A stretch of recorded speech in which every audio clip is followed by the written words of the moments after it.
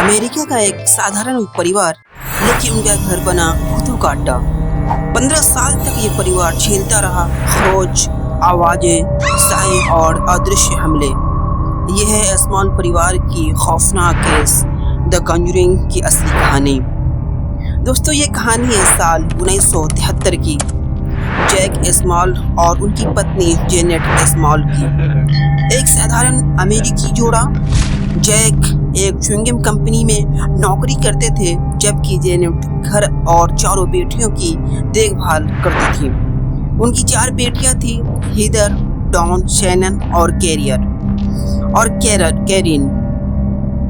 इसी घर में जैक के माता पिता जॉन और मेरी स्मॉल भी रहते थे। कुछ समय पहले आई एक भीषण तूफान ने उनका पुराना घर तबाह कर दिया था।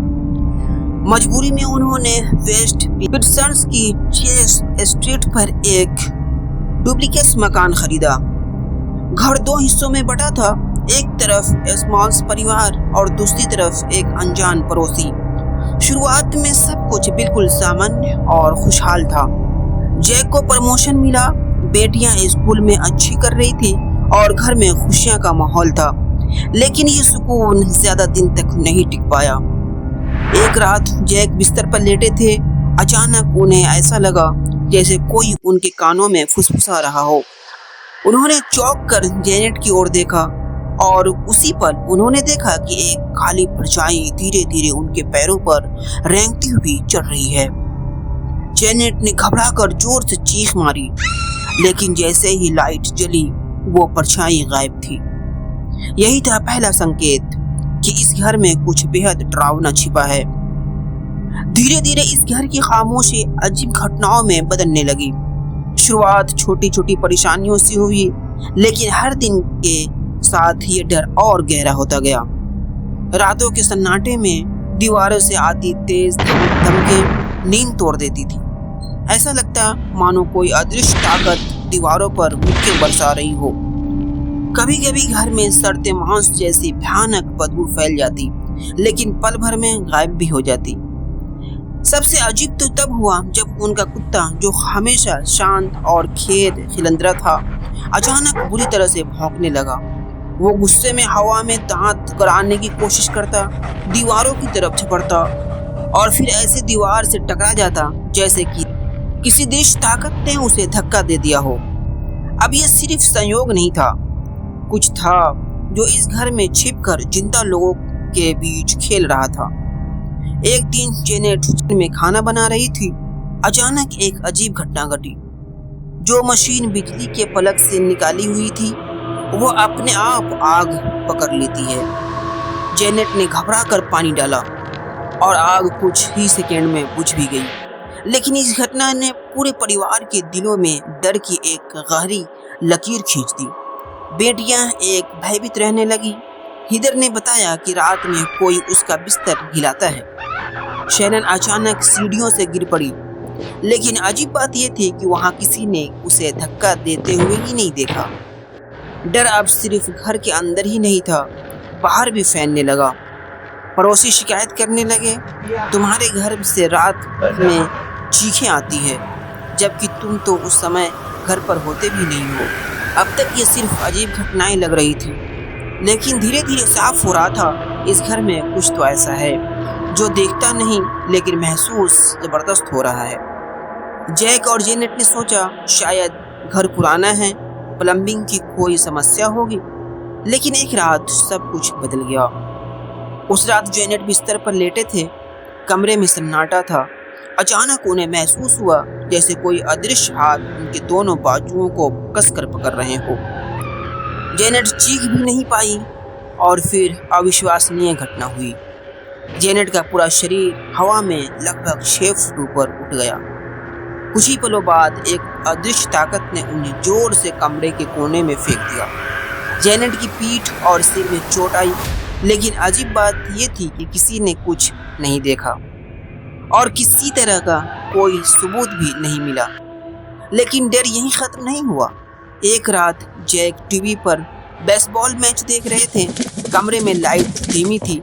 तभी उन्होंने देखा एक औरत की काली परछाई धीरे धीरे दरवाजे से अंदर आ रही हो और अगले ही पल उस दृश्य महिला जैसे आत्मा ने जैक पर हमला कर दिया। अब ये साफ हो चुका था कि ये सिर्फ एक भूत नहीं, कोई दुष्ट ताकत भी है जो इस घर में जिंदा इंसानों पर हावी हो रही थी।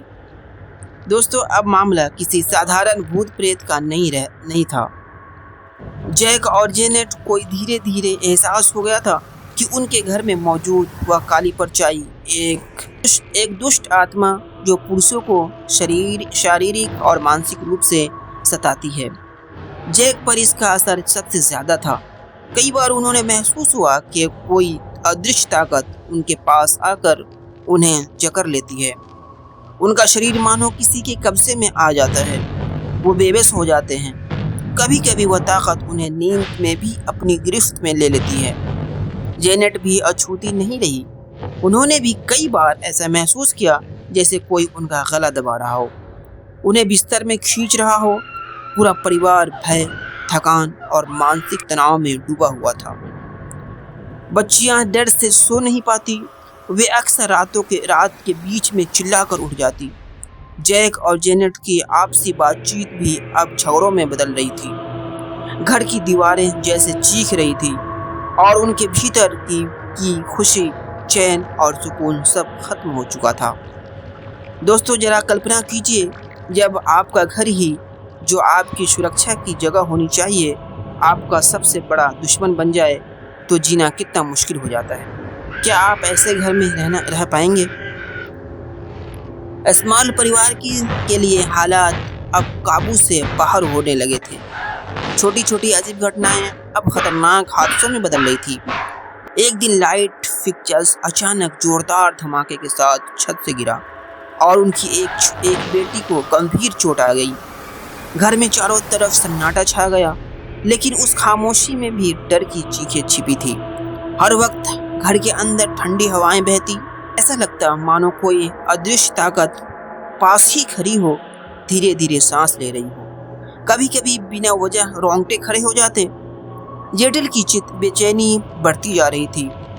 एक रात जब वह रसोई से वापस आ रही थी, उन्होंने साफ साफ एक बुजुर्ग औरत की परछाई देखी। वह परछाई कभी मुस्कुराती तो कभी खामोशी से घूरती। जेनेट समझ नहीं पा रही थी ये कोई आत्मा है, चेतावनी है या कुछ और। अब ये घर सिर्फ डरावनी नहीं रहा बल्कि एक मौत का जाल बन चुका था। अब एस्मांस परिवार समझ चुका था कि ये लड़ाई उसकी क्षमता से कहीं बड़ी है।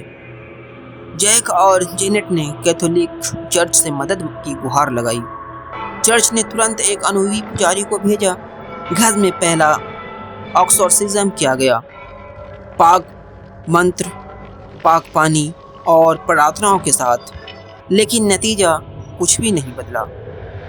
दूसरा और तीसरा एक्सोर्सिज्म भी किया गया, लेकिन हर बार जैसे जैसे प्रार्थनाएं तेज होती, राक्षस की ताकत मानो ऐसा लगता कि और भी बढ़ जाती।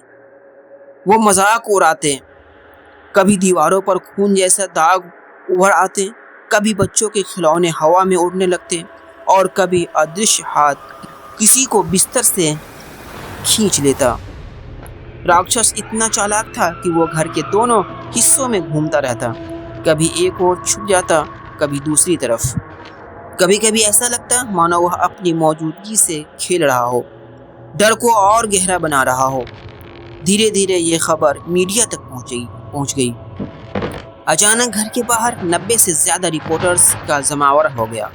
यहाँ तक कि लैरी किंग लाइव पर स्मॉल परिवार का इंटरव्यू भी हुआ।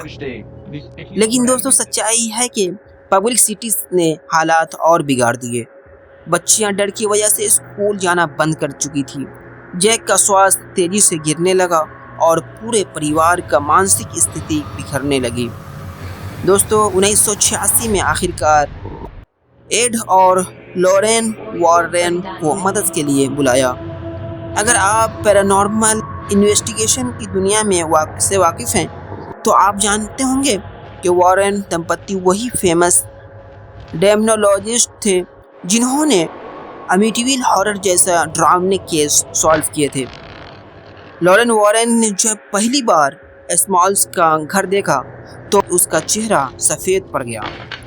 उन्होंने तुरंत स्पिरिचुअल विजन का इस्तेमाल किया और कहा, यहाँ सिर्फ एक नहीं 4 आत्माएं हैं। एक बूढ़ी औरत जो अक्सर जेनेट को घूरती थी, एक हिंसक लड़की जिसकी ऊर्जा बेहद आक्रामक थी, एक दर्द से मरा आदमी जिसकी आत्मा घर में भटकती रहती थी, और सबसे डरावना एक शक्तिशाली डेमन जो इन तीनों आत्माओं को कंट्रोल कर रही थी। वॉरेन दंपति ने साफ कहा, यह डेमन सिर्फ घर को नहीं बल्कि पूरे परिवार को तोड़ना चाहता है। एड वॉरेन ने समझाया कि ये दावन पहले मानसिक स्थिति पर हमला करता है, फिर रिश्तों में दरार डालता है और आखिरकार सबको एक दूसरे के खिलाफ खड़ा कर देता है। इसका मकसद था स्मॉल परिवार की आत्माओं को अपना गुलाम बनाना। दोस्तों, अब ये जंग शुरू हो चुकी थी। वॉरेन दंपति जानते थे कि ये इनकी जिंदगी का सबसे खतरनाक केस हो सकता था, लेकिन उन्होंने तय कर लिया था, या तो ये डेमन जाएगा या फिर हम। एड और लॉरेन वॉरेन ने मामले की गंभीरता को समझ लिया तो उन्होंने वेटिकन सिटी से मदद मांगी। वेटिकन ने इस केस को बेहद संवेदनशील मानते हुए पोप बेनेडिक्ट रेटजिंगर थे को रिपोर्ट भेज दी। आखिरकार वेटिकन ने एक स्पेशल एक्सॉर्सिस्ट को नियुक्त किया जो इस दानवी ताकत का अंत कर सके। 1989 में स्मॉल्स के घर में अंतिम एक्सॉर्सिज्म किया गया। यह कोई साधारण प्रक्रिया नहीं थी। घंटों तक पवित्र मंत्र गूंजते रहे। घर के हर कोने में पवित्र जल और क्रॉस रखे गए। वॉरेन दंपति भी पूरे समय मौजूद रहे। अचानक एक समय ऐसा आया जब पूरा घर कांप उठा। खिड़कियां अपने आप खुद बंद होने लगी और ऐसा लगा जैसे सैकड़ों चीखें एक साथ गूंज रही हो।